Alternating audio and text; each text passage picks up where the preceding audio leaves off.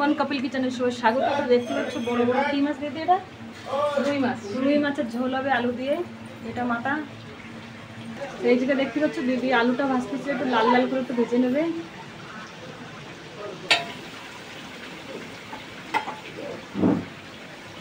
তো দিদি এই মাথাটা দিয়ে কি করবা? ওটা ঝোলের মধ্যে দেবো। আচ্ছা, ঝোলের মধ্যে দিয়ে দেবা। আচ্ছা, তো দিদি আপনার আলুটা তো খুব সুন্দর হয়েছে, রং খুব সুন্দর লাল। এটা কি কি দিয়েছ?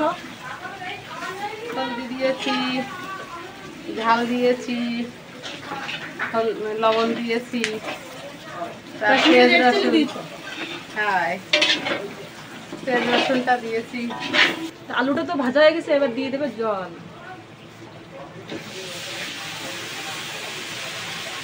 কালারটা দেখো কত সুন্দর, একদম পুরো লাল হয়েছে, লাল টকটকি লাল। এই যে কত মানুষের রান্না বাড়া করছে দিদি? 50-60 জনের হবে। তো দিদি তেজপাতাটা পরে দিচ্ছ কেন? তেজপাতাটা ভেঙে যায় ভাজার সময়, সেই জন্যই তেজপাতাটা পরে দিয়ে দিচ্ছে, ভেজে উঠিয়ে রেখেছিল।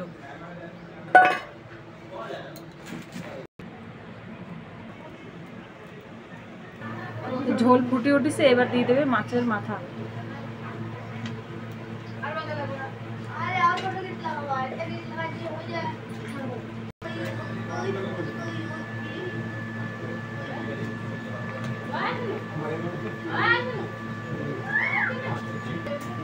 এবার গরম মশলার গুঁড়ি দিয়ে নামাই দেবে।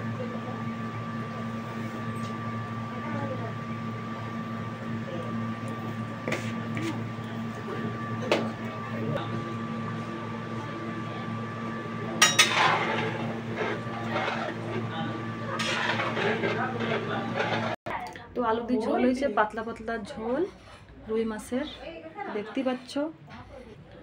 তো রান্নাটা হয়ে গেছে, এবার আমি ব্লগটা এই যে সমাপ্ত করতেছি। তো বাই বাই, টাটা। আশা করি তোমরা সবাই ভালো থাকবে, সুস্থ থাকবে। তো বাই বাই।